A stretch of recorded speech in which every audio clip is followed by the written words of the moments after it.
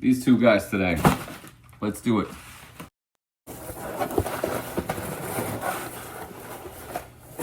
Wow, so what did I get over here? First box, I didn't expect this to be much. You'll see in a second, but these all look pretty crappy in the picture. It looks like the seller was probably somebody that's not quite versed with comic books. It smells like these comic books have been sitting somewhere for a while. And this is how I received this in a box that had a little bit of some bubbly cushion thingies in there. So package is okay.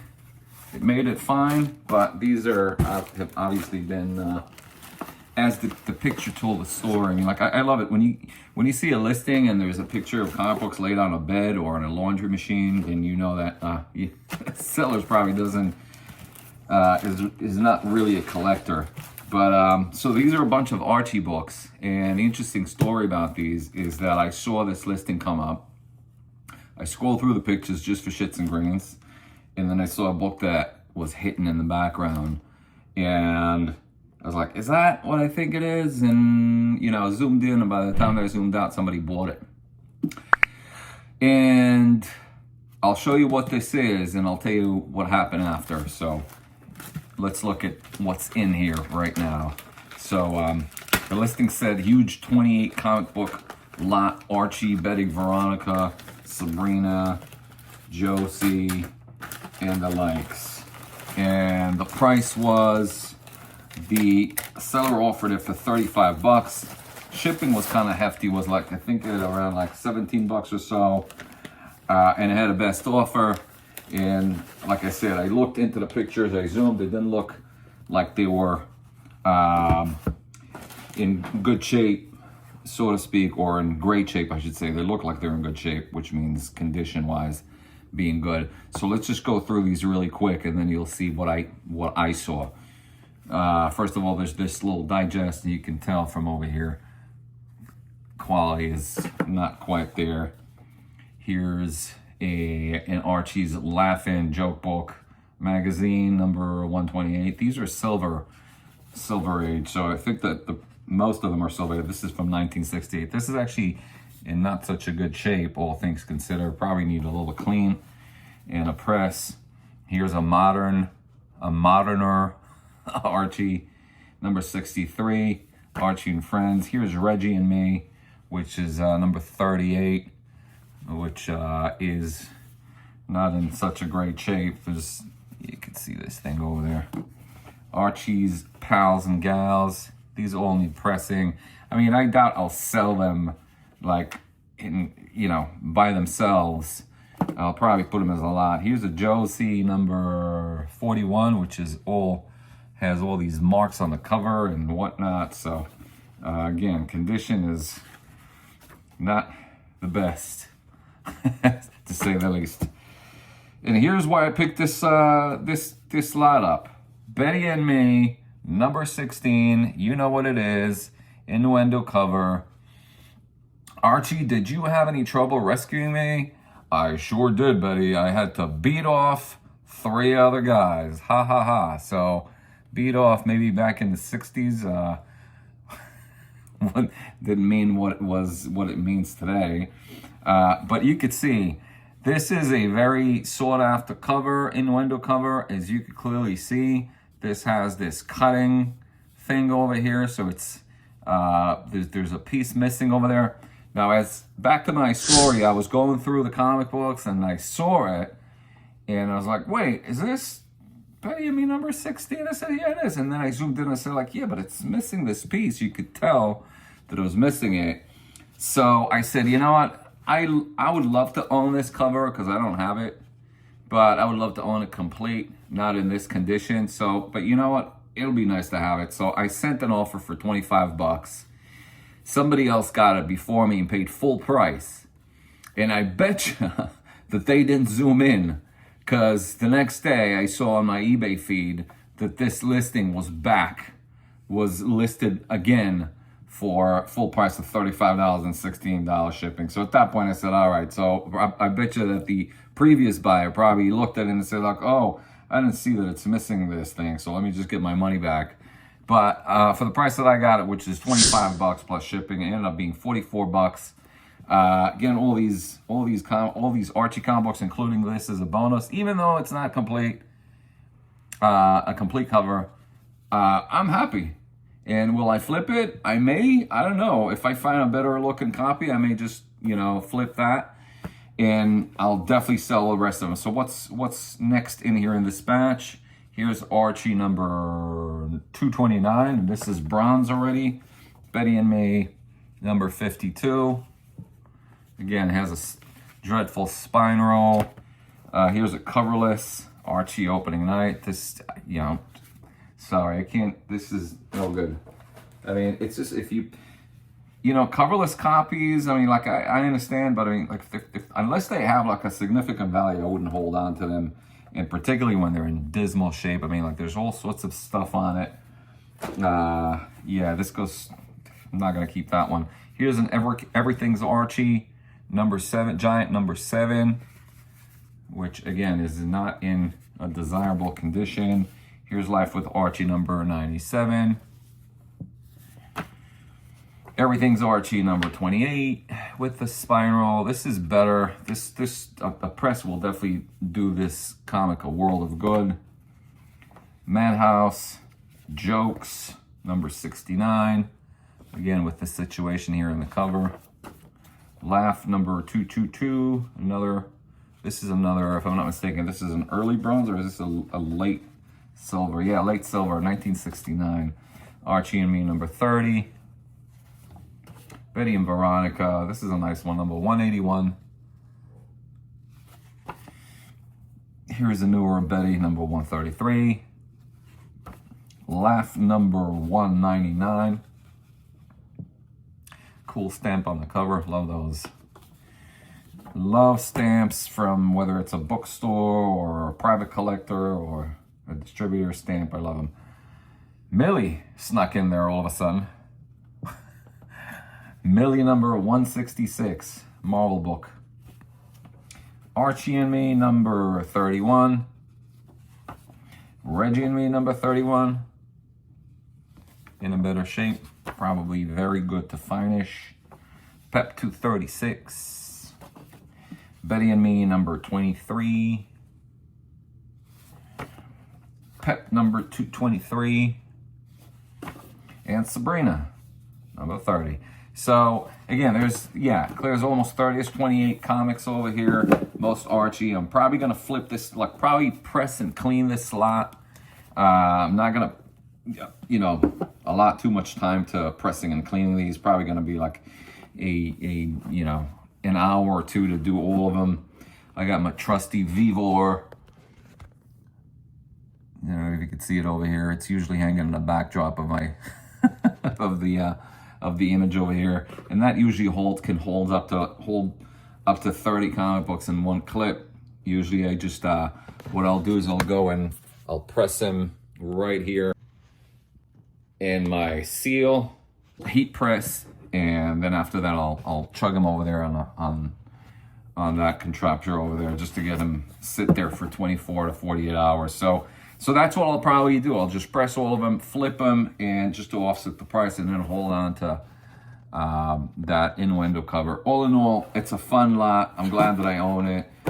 Kudos to the seller for accepting my offer, and thank you to the other buyer that actually not honoring the sale conducted, for lack of better terms, and putting that lot back on the market. On to batch of comics number 2 over here. Let's see what's in here. It's another lot of books. I know what this is, and it's a complete different thing than what you just saw. Just open it. Just cut it. What?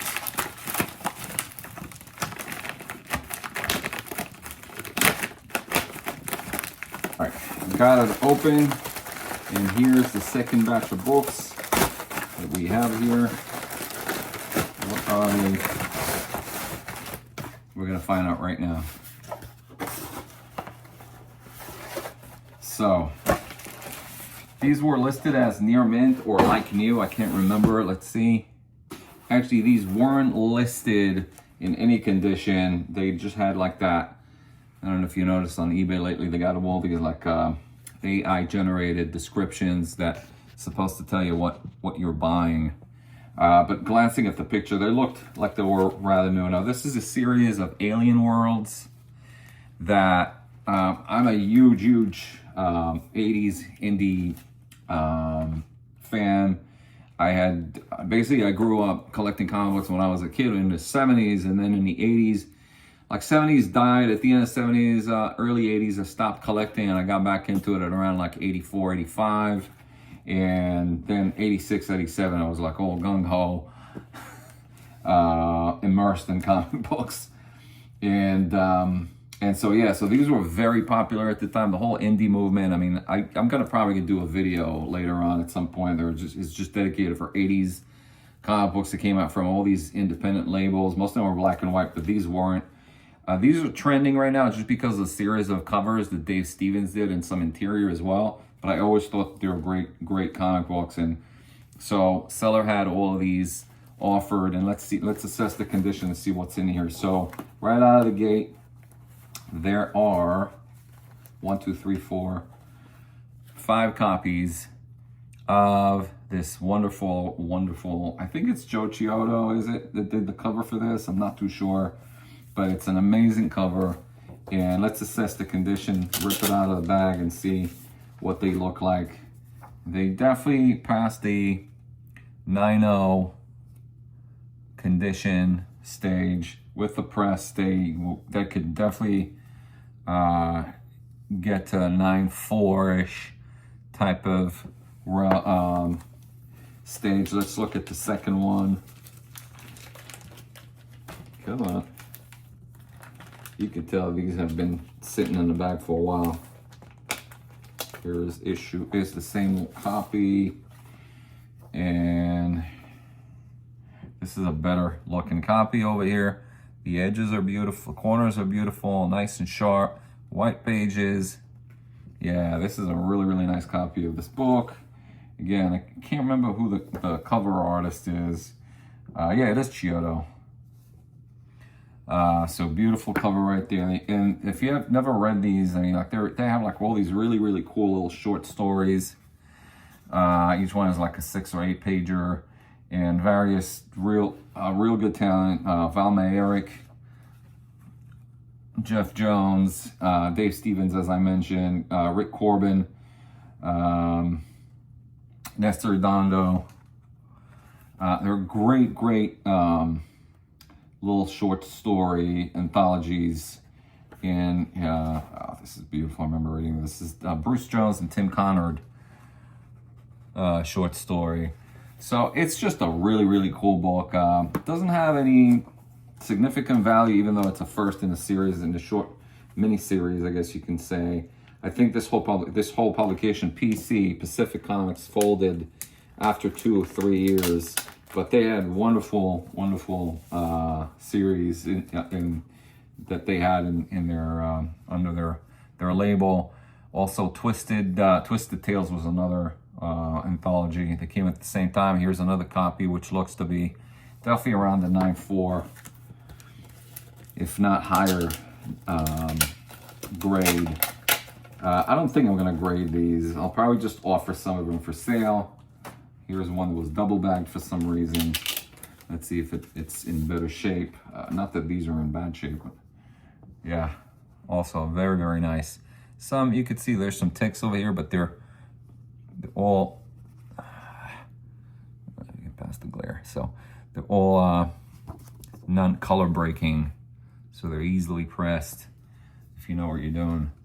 There's a little thing over here as well that needs to be pressed, but these are really nice condition, so loving it. Let's see, check the last one here. And again, nice copy. Beautiful. This one has very minimal wear. Spine wear, that is. Excellent. And here's one issue that's making the round. It's actually issue number 2. And for anybody that knows this comic book, it's doing pretty well. Ever since Dave Stevens had his little documentary on TV on, I think, was it Netflix? I can't remember. His covers started to do well, and I'm a big fan of the guy. So this is another near mint condition copy of Alien Worlds #2. This also has an interior short story by Dave Stevens. If you can see, beautiful, beautiful art. Yeah, it's a beautiful, beautiful. This Bruce Jones was handling the story, and Dave Stevens handles the art duty in the short story. Fantastic. Really nice painted interior as well, by the way. So I mean, like, for an independent label back then to produce something like this as high quality cover and interior was not cheap, and maybe that's the reason why they didn't last too long. Here's Alien Worlds #3 with William Stapp, a William Stapp cover, and here's another Dave Stevens cover, which is selling really well nowadays. I think both issue #2 and #4 are going for approximately $50 in near mint, and this is definitely in good condition, in near mint condition. Beautiful, really, really nice. So I'm glad that I got this batch of books. There's more. There's #5. It's a beautiful John Bolton cover. This one's kind of like very fine plus, very fine near mint, around like 8.5 to 9.0. And here's Alien Worlds #6.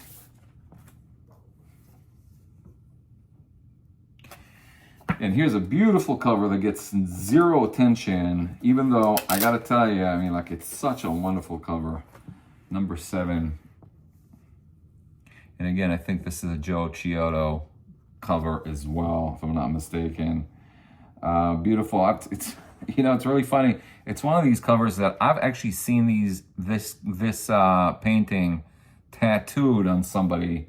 I was like, wait a second, how on earth did they find this cover? I mean, like, this is such like a, you know, like an odd publication. I mean, like, you know, it's not like it's a Marvel known cover, but yet, I mean, like, I bet you if this was published by Marvel, it will probably get a lot more attention. So definitely beautiful cover right here.